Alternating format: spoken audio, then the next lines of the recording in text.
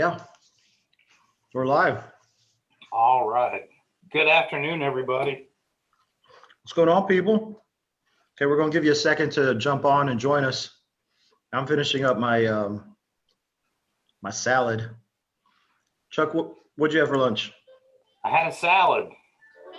What kind of salad? I went to Jason's Deli. I had a salad with a little bit of everything. Probably not something that the nutritionist would have approved of, but it counts as a salad in my book because there was lettuce in it. I drowned it in pasta salad, but still, it had lettuce. Yeah.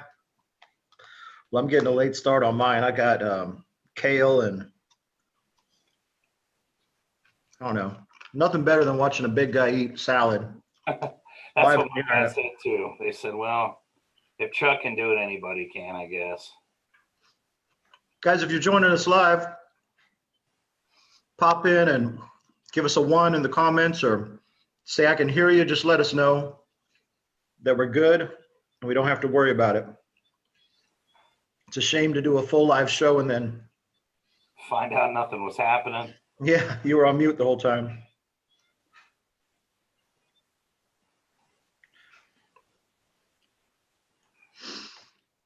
So Chuck, what'd you guys do this morning? We had a little bit of a talk. I've got a couple of new sales guys here with my company. Spent a couple hours this morning just kind of going over the basics with them. We're going to do our full sales meeting here at about 2:30 this afternoon. Do some role play and stuff like that. But I was trying to get my guys introduced to product knowledge and kind of go over some of the things that separate us from everybody else in this market. And then we took a break and went and had salads for lunch. Pretty That's great. Awesome. That's awesome, man. All right, so Stephen Hughes, David Clark. Hey, David, what's going on, man? Stephen Hughes gives us a thumbs up, says we're good. Will Davis. How's it going, Will? I got to meet you someday, huh? Bye. Me too, Will. Jojo Kozel. The legendary Jojo. Strong and steady, Jojo. Nothing shakes him, Jojo. So we'll give another second here, but while we're doing it, let's kill some more time. All right. You've been working out a lot lately, right? Yeah, you can't tell, but I've been putting in the effort. I've been hitting the gym frequently the last couple weeks. I saw a picture of myself on Facebook and didn't like what I saw, so I figured there's only one way to change that, and actually to go out and put in the work.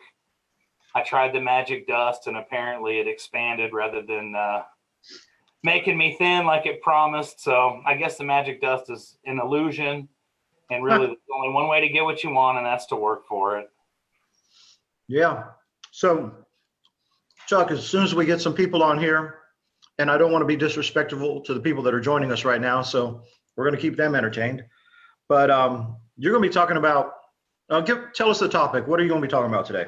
We're going to talk today about mindset and momentum and why that's important, not just in sales or roofing, but in life. It's very easy to go one way or the other based on what you're thinking and what your mind is telling you you're capable of. Mm-hmm. And it's also very easy to build upon that in a positive way or lose a bunch of traction just based on what your mind tells you. So I think that's going to be a pretty fun topic to talk about. And it's hugely important. I think that's one of the #1 concepts in all of life. Awesome, man. So Will Davis says, what's up, boss? He's got to be talking to you there. Hi, friends. Josh Shoop, your man Josh Shoop's watching. Josh Shoop, Shoop dog. Richard Healy, my father-in-law, is watching. Mr. Healy, thank you, sir. Yes, sir. He's a legend. Let's see. Owen, he's a legend as well. Owen Schrock, King Conklin. Yeah, absolutely. King Conklin is on. If you guys have any questions about Conklin, use my friend Owen. I know I got other friends that do Conklin, but Owen is Chuck. He was with us in Mastermind. Absolutely. Brought a lot of value there. And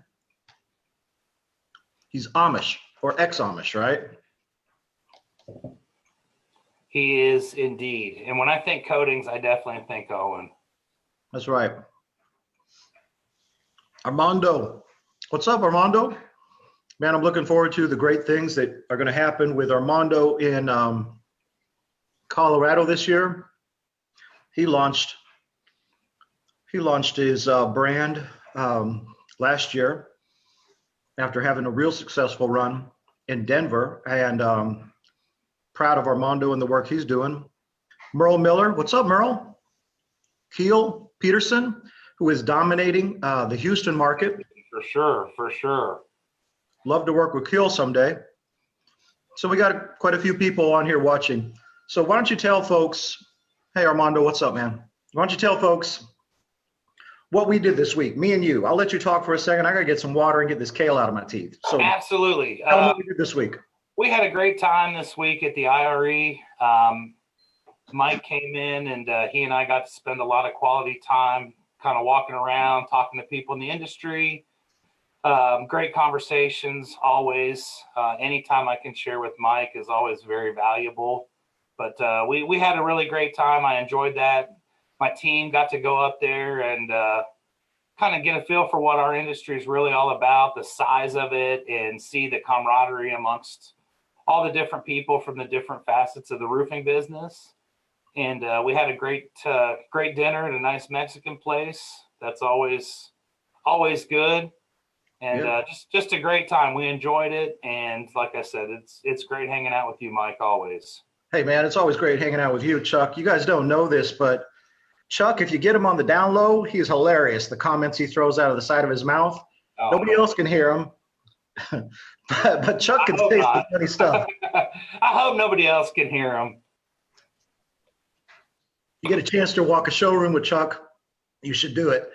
Hey, Chuck, aside from the camaraderie and stuff, and I'll ask everybody else that's watching here, you've been to a show, you've been to several shows, and you're kind of like I am. You know, after a while, it's just blah, blah, blah. But what do you think is the best part of going to a show outside of hanging out with the guys? Because that's always cool. But what's the best part of the show? The best part of the show, I think, is just being able to kind of update yourself with all the new innovations that everybody's coming out with, because it seems like every day somebody's got something new and better. I like going and just kind of catching up with old friends from all over the country that I maybe haven't seen in a year or two or more. The camaraderie is what this whole deal is about for me. I love being around all the different people. I think it's really cool that people from different companies can get along so well. It's not a common thing in a lot of industries that you can, go become friends with people that you're directly in competition with. To me, that's the best part. The best part of the trip this week was taking my crew from San Antonio to Dallas in the car. We laughed. We had a great time. We got to spend a little bit of bonding time together.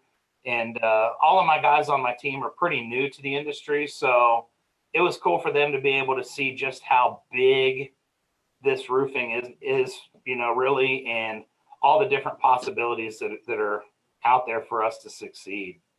That's awesome, man. So you're kind of like I am. The best part is just hanging out.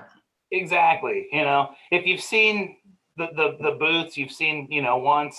Did any products stand out to you? Was there any of them that you were like, oh my gosh, I got to have that product. I got to carry that one. Well, anything like that? I think really some of the stuff that I was most impressed with this time around was actually the software programs more than actual roofing products. Some of the finance options that are available out there that I didn't realize. Mm-hmm. And, just more that stuff that would help us internally rather than what we're going to put on someone's roof. That stuff kind of, it changes a little bit over time, but a roof is a roof most of the time at least. So some of the cooler ways that we can advance our technology was really what I enjoyed the most.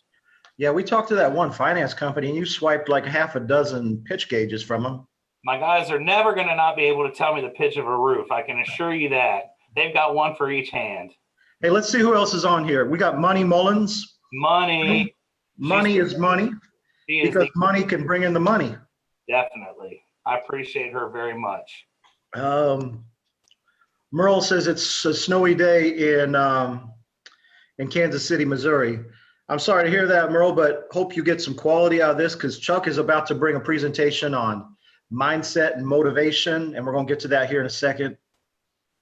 I guess you must have sent some money because she says Chuck is the best. Well, hey, I'll send that receipt. Kevin Burrell, Platinum Partners watching. Hey, Kevin, what's going on, man? We need to do this again. Colby Armstrong's watching. Kyle Fritz, what's going on, Kyle? Kyle, how you doing, buddy?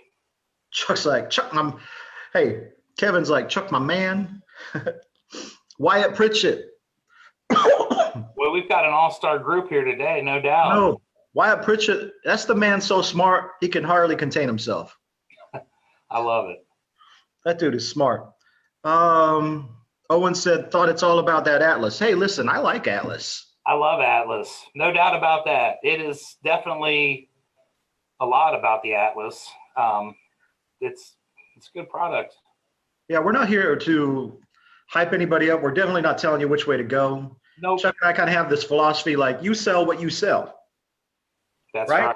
People don't buy our products, they buy us. Yeah, that's right, man. But at the same time, we do like Atlas. Yeah. Hey, been a fan for 17 years. All right.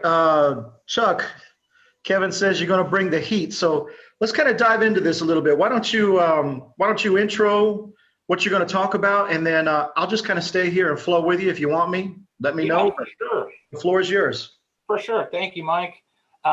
Basically, what I want to talk about is the importance of having a positive mindset and how what you put into your mind and your thoughts can alter the way that things work for you and your success.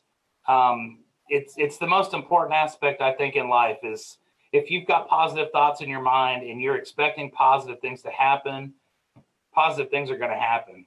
If you go outside looking for a mud puddle to step in and you expect that you're going to step in a mud puddle, I guarantee you're going to step in a mud puddle.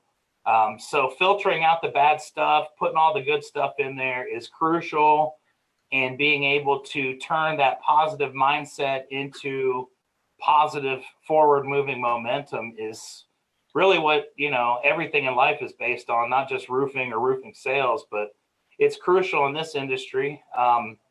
We do a lot of things here in the roofing world that could, negatively affect your mindset. A lot of roofers are looked upon negatively initially from homeowners. So you're going in already at kind of a disadvantage in a lot of cases. You knock on someone's door unannounced, uninvited. I don't know how anybody else is, but I'll be honest, I don't even open the door 90% of the time when someone knocks. And, the ones that do open the door usually tell you, have a nice day. Thanks for stopping by. I'm not interested. And that can really start to wear on your mind. It can start to affect the way that you see yourself. It can affect the way that you carry yourself. It can affect everything about you, your posture, the way that you speak. And if you can find a way to defeat that and not take everything personally and can use it to your advantage, you can really go out and be hugely successful in anything you do. Chuck, you walked into the San Antonio market. What month was it last year? Mid-March last year. I guess really probably early April would be about the time that Rio Blanco was ready to launch again and get back out into the public. So it's been about 9 months now.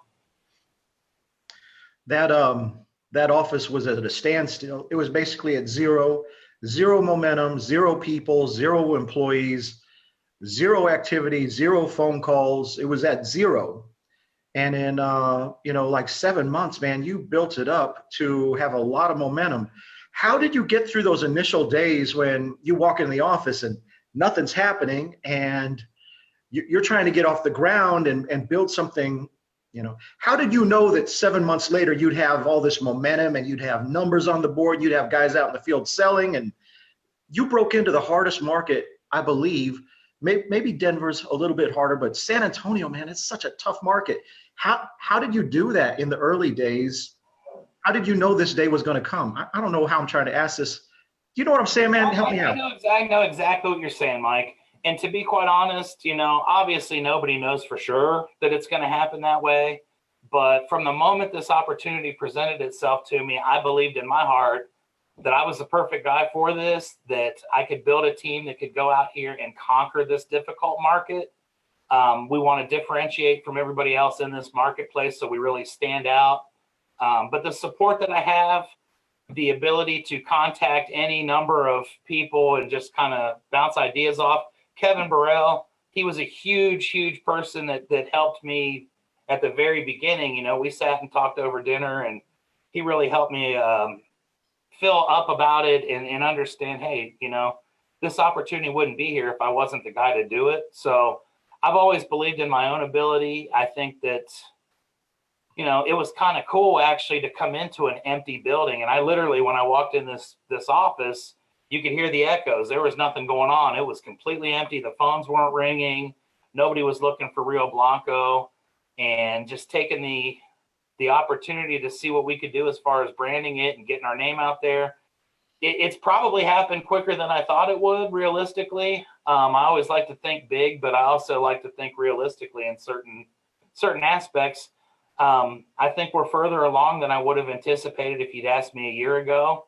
But of course, a year ago, I didn't even have any idea that this was a thing. So just self-confidence. I know what I'm capable of. I know I can go out and make things happen. And really, my transition has been going from being that guy to go out and make it happen to bringing a team together, teaching my guys the right mindset, training them on what to do, and get them believing in themselves to the point where they go out and basically, you know, take over San Antonio. That's what we're trying to do. How hard is it to motivate a sales guy when you don't have anything but an empty office and some old raggedy chairs? And I mean, how hard is that, man? That's got to be really difficult, Chuck. It's difficult. And I'll be honest with you, the first guy that I brought on my team, he's sitting in the office right next to me right now. It was that. This was an empty building. I brought a guy in. We met at a restaurant to do the interview because honestly, I didn't want to bring him in here because I didn't have anything to show. I was basically selling the dream. And you get the right person that sees the dream and understands the vision and wants to be a part of it. I was very blessed. I interviewed a bunch of people before I found the first guy, but the first guy that I got, you know, he bought in and he came back here and saw what it was and he showed up the next day. So to me, that's huge. Mindset's a huge thing, and just having a positive outlook and saying, hey, this is what's going to happen. This is where we're going to be. This is us. This is how we're going to do it. With the right person, it wasn't really that difficult, to be honest. I was very lucky that I found the perfect guy to start. And since then, I've gotten, you know, 3 new sales reps here with me in the last months. And we all maintain that same mindset. We all believe that we're the best. We're all going to help each other to improve where we're weak. And the team concept is huge. That's the most important aspect of this whole deal is we're a team. My guys all bleed Rio Blanco, green and blue. And you've seen my guys on Facebook and social media, the way they go out and promote the company. And that team mentality has been huge for us. That's really what's made this all happen. So we got a lot more people that have joined us, Chuck, and I want to just go through some of these names. We got some real recognizable names in the industry that are jumping on. Nick, how you doing, buddy?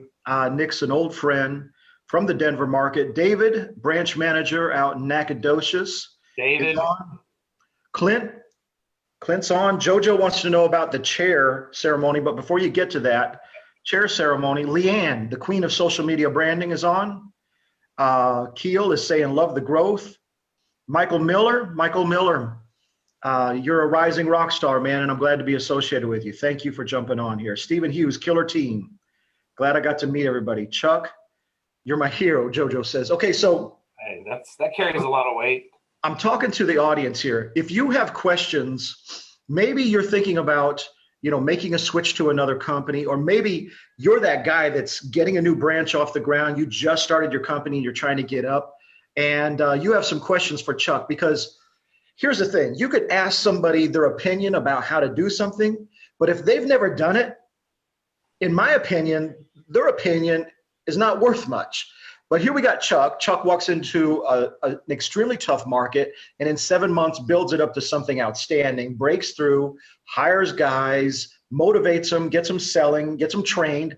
So I want you to put your questions in the comment box for Chuck about motivation and mindset if you're trying to get started or you're trying to move into a new company. Hey, Chuck, let me, while those are coming in, Joshua Thompson jumped on. Joshua, thank you, man. Cole Reynolds out of Palestine. Cole, man, he's a rock star. No doubt about that. I'm glad to be involved with Cole. He's a good guy. So while these questions are coming in, Chuck, I want you to talk about the chair ceremony that JoJo asked about, and kind of go into that whole mindset there. What was going on there?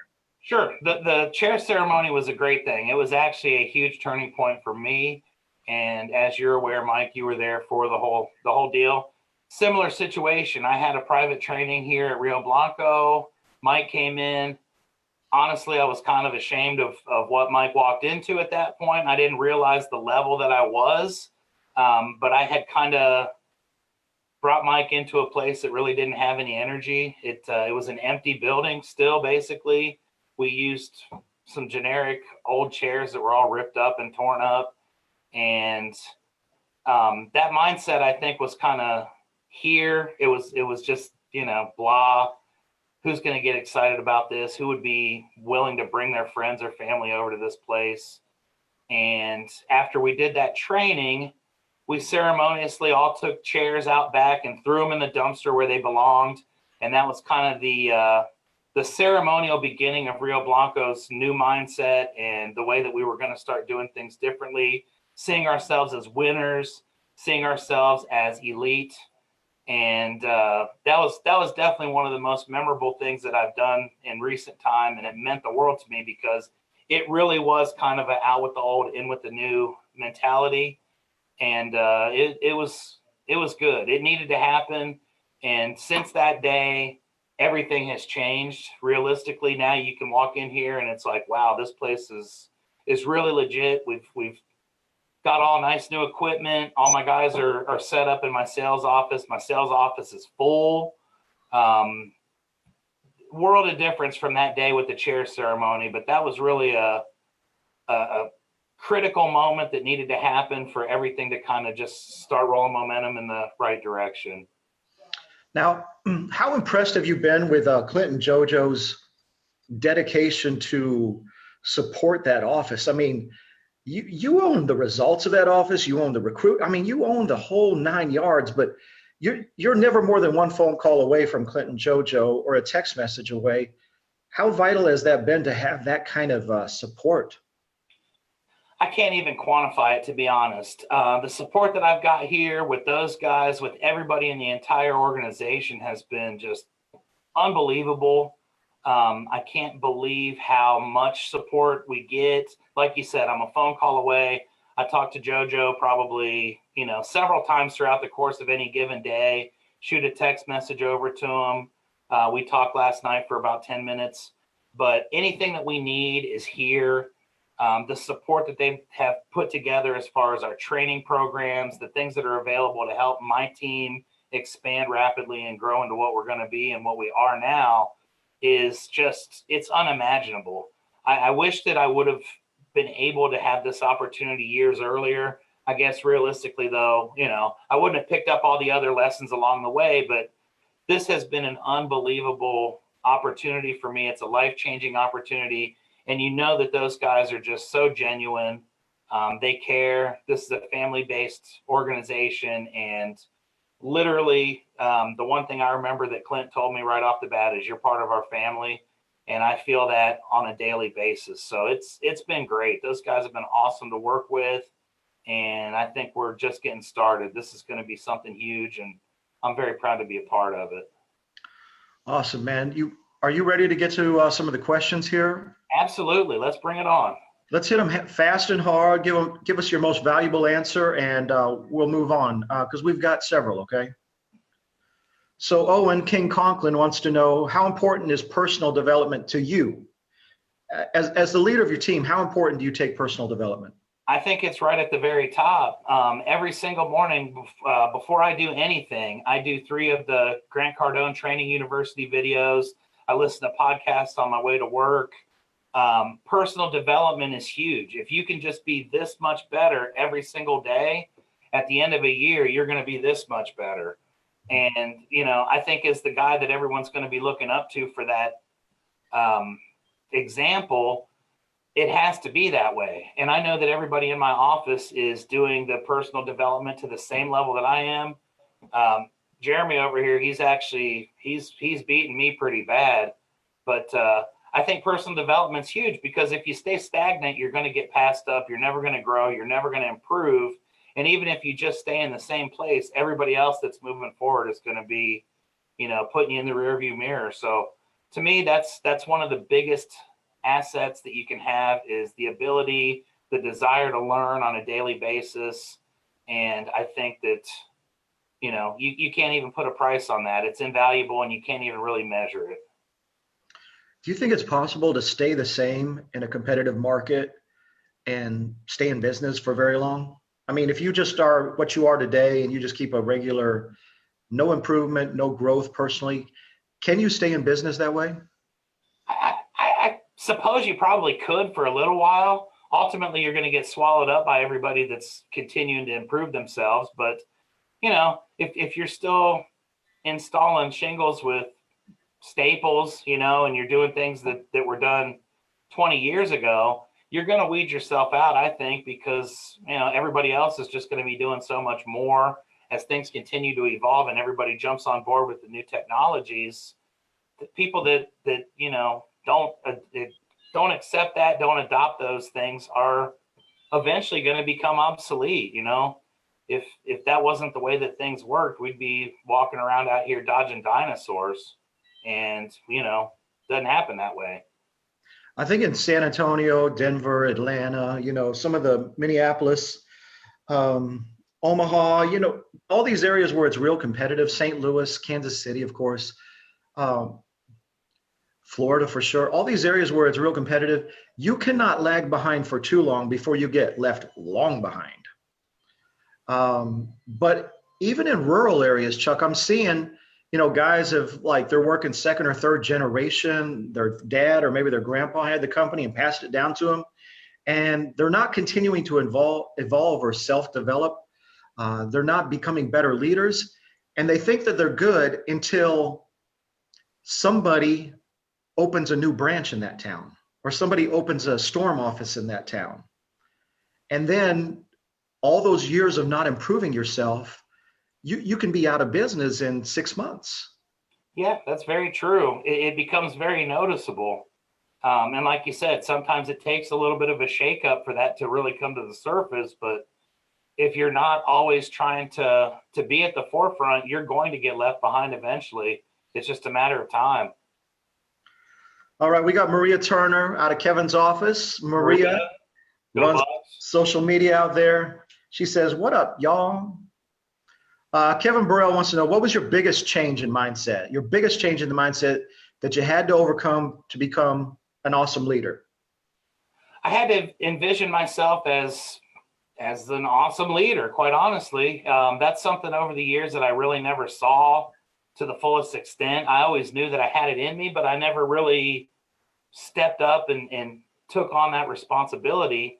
But I had to just look myself in the mirror and say, look, man, if you can't get this done, you're going to be letting a lot of people down, and you can do it. So, just focus, work hard, do what you do, be Chuck, and, let the cards fall where they may. But it was just basically envisioning myself in a larger role than what I had been used to being in. And so far it's worked out great.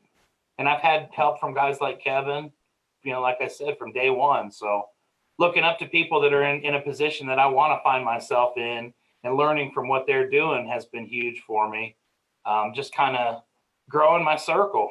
Yeah. I mean, when Clint, sits you down and tells you, man, you got this, here's the resources, here's everything you need. And JoJo's like talking to you back and forth every day.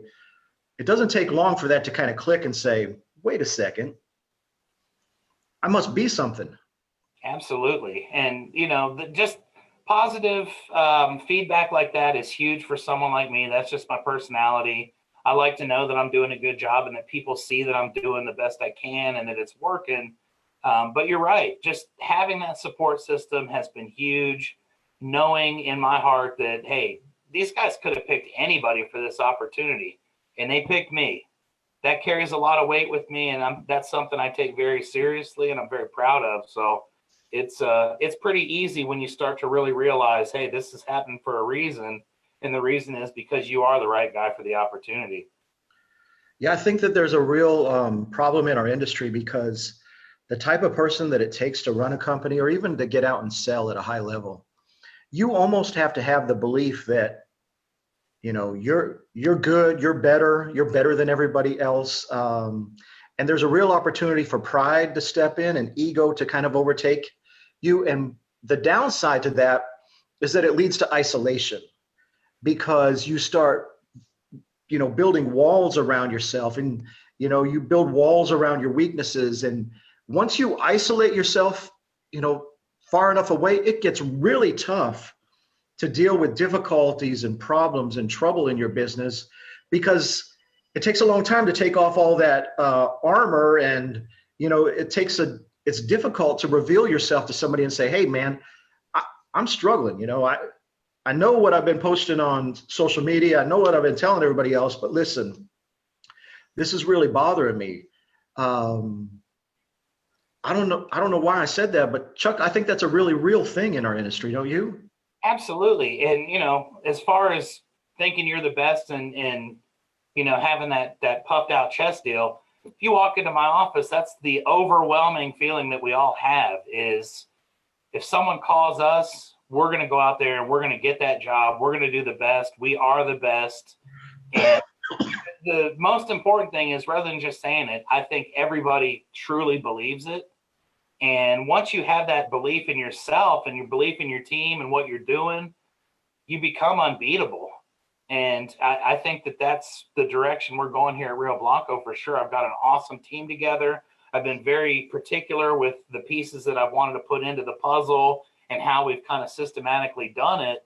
But the one key aspect is everybody's got that attitude that, hey, I'm $1 million producer. I'm a top guy. I'm working for the top company and bring it on. Nobody out here can beat us. So it's huge. And the cool thing about it is we all acknowledge our weaknesses. We have weekly meetings in-house here. I try to talk to each of my guys, 30 minutes or so every single week, one-on-one, to kind of just keep in line and focus on what are we doing right? What do we need to focus on? How can we improve? And I've got different guys with different skill sets. So one guy might not be as strong at one thing and the other guy's outstanding. He's willing to help the guys get better at what he's good at and vice versa. So it's really cool to see. I really love the development here in the office. And I've got a diverse group. I've got, 4 different decades of age range. And it's really cool that you can see guys with completely different backgrounds, totally different, histories as far as where they've been and what they've done, all come together as one and become that unit that's, like I said, unbeatable. All right, let's see what we got here. Sean, you're watching. How you doing, Sean? Come on. Oh, and I'm going to go to the next question here. Keel asks, what type of hands-on training do you do with your sales team? Keel Peterson. That's an awesome question. And that's coming from a guy that I know is doing a great job down in Houston. Right. In-house here, I've got years of sales experience. I like to kind of keep my hands in the whole deal. We do a lot of in-house role playing. We do a lot of, discussions about what to do, but also going back to the support we've got. Clint and JoJo have provided us with the best sales training platforms in the world, in my opinion. We've got the Cardone University. We've got the in-house VT training as well, the university that they've built for us, which is specific to what we do as a company. And I tell people, you can come in off the street. If you follow these programs the way that we're designed to do them, you're going to be a master in no time. And if you do fall into a situation where you're out in the field and you don't know something, you've got the ability to get on your phone and literally look up a video, and you'll see Clint, you'll see JoJo, you'll see any of these guys in there, you know, explaining everything in detail. So you feel always that you're comfortable, because if you don't know the answer right there, you can look it up immediately. It's beautiful. And then repetition, obviously, we want to just keep doing our role plays. My two new sales guys are going to be working on presentations here for my veteran guys. After we're done with this, I've got a sales meeting scheduled. So we like to do a lot of repetition. I think repetition is the key to success. The more comfortable you get with something, the better you're going to be at it, obviously. So we've got a lot of hands-on. We've also got a lot of guys in my office that are more than willing to put in the time outside of the office hours to do that training. And when you see the growth that comes from that, it's really rewarding. That's awesome, man. So Clint wants to know if you could choose one person, not alive, to sit with for 1 hour and ask any question, who would it be and why? Well, it was going to be Clint, but since he's alive, I'm going to go with Zig Ziglar. I think there's just a wealth of knowledge there over the course of time. You know, a guy that literally started out selling China door to door and became one of the biggest and most well-known experts in that field. I've read all of his books and listened to the audios and all that, but I think Zig Ziglar would be the one guy that I'd like to sit down for an hour and just pick his brain and take notes and, you know, kind of learn from that experience. Yeah, that's amazing. I have some friends who went to college with, and in Zig's later years, he was his personal assistant. He'd pick him up in the morning and drive him to places. And his wife worked in their organization, Ziglar organization as well. And I just can't imagine what that would have been worth to, you know, pick Zig up at the house first thing in the morning. And, you know, if he's having a bad day or if his, you know, hip hurts or what would have that been like, you know? Yeah, just to see how his reaction to any different type of scenario. And I'd be willing to bet it was probably positive. My hip hurts. Yeah. Yay, you know? Right. I like that. Yeah. Well, it's, you know, it's no wonder that this couple that was so closely associated with Zig, they're wildly successful. You know, they've always been outstanding. And but I just think about that often. I'm like, wow, that would have been really cool.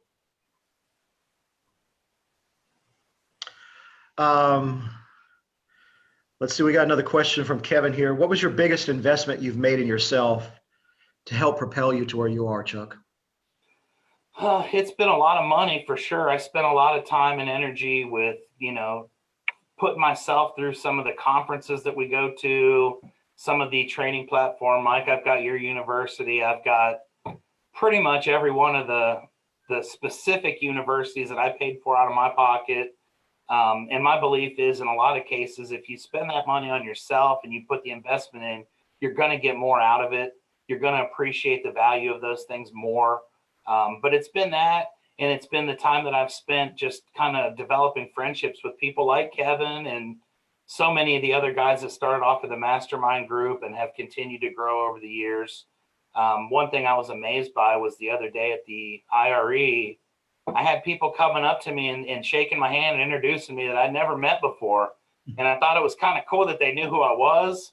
Obviously, standing next to the legendary Mike Code helped, but I thought it was kind of cool that people knew who I was based on, you know, trying to get myself out there, trying to get people to see what we're doing and how it's working out for us. So that was kind of cool, but it's been a lot of time, a lot of hours of solitude, reading books, taking notes, trying to learn from the best people in the industry. It's been a lot of fun too. Yeah, Chuck. I mean, you're a force on your own, man. You don't need me. You walk through any hall in our industry and people are going to know you because you've made some significant investments in yourself and you continue to do that today. Why is it different? Why is it different when you spend your own money? You know, like you said, you got into sales domination system, one of my courses that's now evolved into Roofing Salesman University. You had the Getting Started in Roofing Sales audio program I kicked out, which a lot of the big dogs in the industry have bought that. I mean, when I read through the names that have bought that, it's like who's who. We got $3 million producers that bought that several years ago, but that's a humble brag right there. But why is it important that you have to spend your own money on the chorus, on the travel, on the conference, on the ticket? Why is it different when you spend your own money doing that than when somebody gives it to you, or it's handed to you, or somebody gets you in the back door? Why is that different? I think you just appreciate the value more. You understand how much you had to put into being able to do that and what you had to accomplish. I'm talking probably, tens of thousands of dollars over the last several years. And to me, you appreciate things more. I think we were talking the other day about your first car. And I think it was Angel from the ASAP office was talking about how his first car was one that was given to him and he didn't really appreciate it as much. Yeah. He went out and bought his own car, and now he's keeping it shiny and making sure the gas tank's full at all times. I think just knowing that the effort you put in to be able to get to that point where you can actually pay for something of that magnitude to improve yourself makes you not only feel good about being able to get there, but you understand that if it weren't for those principles, I would have not gotten there anyway. So it's a lot of pride involved in that, but it's also just knowing, hey, I just dropped $5,000 on a training platform. If I don't use it, that's wasted money. And if I do use it, I can turn 5 into 500. Mm-hmm. And, I think you just appreciate it a little bit more if it takes your hard work and effort to make it happen. Yeah. Okay. We're going to head towards the end here, but before we do, I just want to acknowledge a few more people. And Brad Anderson is watching. Brad, great to have you. Daniel Blanton's watching. Let's see. Let's end with this question. Silly question from JoJo. He says, hey, I've been meaning to ask you, do you like guacamole? Love guacamole. That is probably one of my favorite foods. I think guacamole should be its own food group, quite honestly. You can look at me and you can tell I also like the chips and the beef and the cheese that goes with it, but anytime you can top something with guacamole, you're doing all right. Guys, if you love Chuck Allen, the great Chuck Allen, you want to show him some encouragement, some love, hit that like star, or hit, I don't know, the thumbs up thing, hit the heart, hit one of those things, hit the mad thing, like you're mad that Chuck's going away.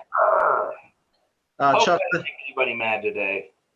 Before we close this off, I want to personally thank you. Thank you for investing not only in my training programs, but thank you for investing in my mastermind. Thank you for investing in this relationship.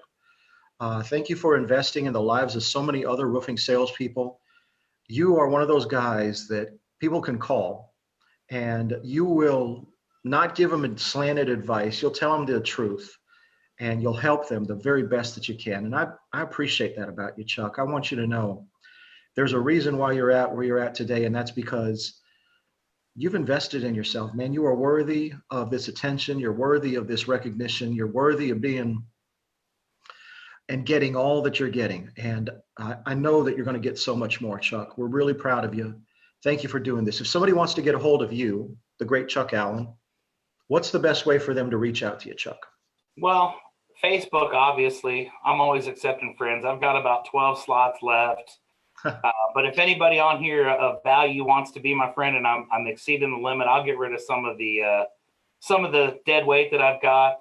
But, just to kind of go back on what you just said, Mike, I wouldn't be here if it wasn't for you. If it weren't for Mastermind, I would not have the friends that I have in the industry that I can call. Clint and JoJo, I wouldn't even know those guys if it weren't for that opportunity that you gave me. That was a very exclusive group, and it meant the world to all of us that were involved there. And I've carried on those relationships since.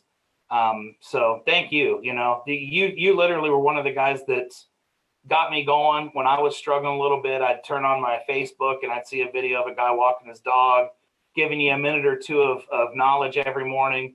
And that really sparked everything that I had for me at that time. And I can't thank you enough for that. There's no doubt. And I tell you that every time I see you. Chuck Allen, you're gracious to the end and kinder than you should be. Well, Listen, folks, we're going to close this off because Chuck has to prepare for his in-house sales meeting. Definitely connect with him. If you're somebody that is connected with me, reach out to Chuck and connect with him because he's doing really cool things on social media and you get to see the people that he's talking to and who he's interacting with. Join me in watching this rising star go to the top because it's going to be a great year for Rio Blanco and the great Chuck Allen and all the people that are associated with him. Chuck, thank you for your time today. Thank you, Mike, and thank you everybody for watching. I appreciate it very much. God bless you, sir. All right.